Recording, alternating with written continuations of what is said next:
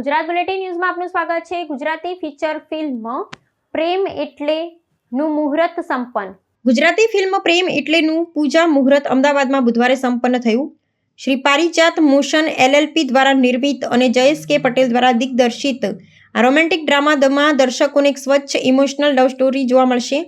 દિગ્દર્શક જયેશ કે પટેલ તેમની આ પ્રથમ ફિલ્મમાં એક એવી પ્રેમ કથા લઈને આવી રહ્યા છે જેમાં કોઈ વિલન નથી, વિલન છે તો સમય એટલે કે ટાઈમ। ફિલ્મની કથા એક ડોક્ટરની આસપાસ ફરે છે જે ડોક્ટર મેજિક તરીકે ઓળખાય છે।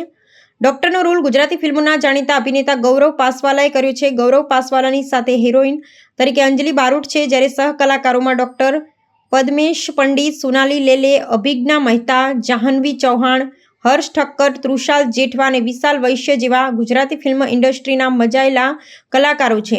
એકચ્યુઅલી અમે કંઈક અલગ અનકહી વાર્તાઓ પર ફિલ્મ બનાવવા માંગીએ છીએ કે જે દર્શકોને હૃદય સુધી પહોંચે।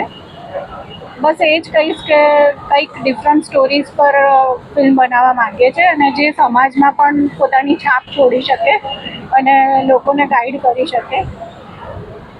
બસ એટલું જ કહીશ કે બસ એવી ઈચ્છા છે કે સમાજ માટે કંઈક સારી ફિલ્મો દ્વારા કંઈક કરવું છે, એટલે અમે અમારું પ્રોડક્શન હાઉસ ચાલુ કર્યું છે। તો અમારી ફિલ્મનું નામ છે પ્રેમ એટલે, અને જેમ કે ટાઇટલ છે એ જ તમે ફિલ્મને કહી શકો। ફિલ્મ પ્રેમને ડિફાઇન કરે છે અને આ ફિલ્મમાં ડિફરન્ટ એ છે કે જે રીતે ફિલ્મને ડિફાઇન કરી રહ્યા છે એ એક બહુ સુંદર વેમાં કરી રહ્યા છે।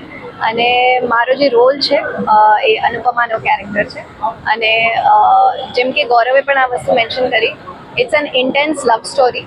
તો અત્યારે ગુજરાતી ફિલ્મ્સમાં I think intense love story મને એકદમથી યાદ નથી આવતી છેલ્લી આપણે કઈ જોઈ હોય। તો મને એ વસ્તુ બહુ ઇન્ટરેસ્ટિંગ લાગી કે આવી કંઈક વસ્તુ ગુજરાતી ફિલ્મમાં બની રહી છે અને બસ આઈ હોપ આ વસ્તુ બધાને ગમે અને જે રીતે અમે પ્રેમને ડિફાઇન કરવા માંગીએ છીએ એ લોકો સુધી પહોંચે।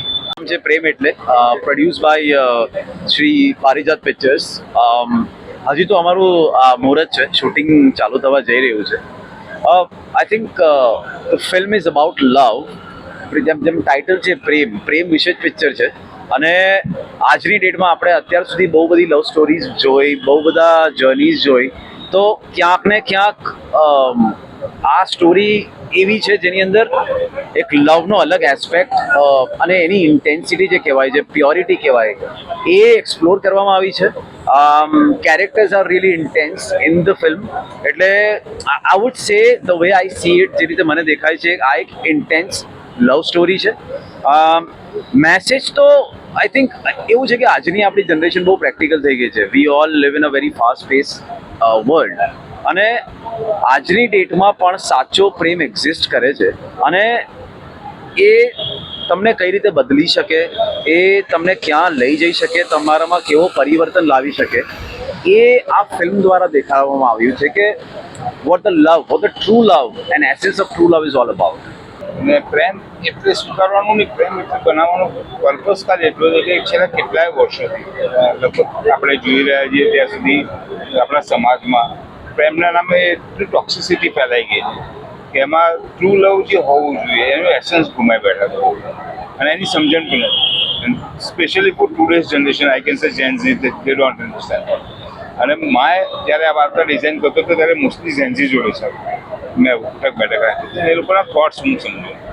સો for them what is true love એ પહેલાં સમજ્યો and then I design the entire story of it, how it should tell in a different way.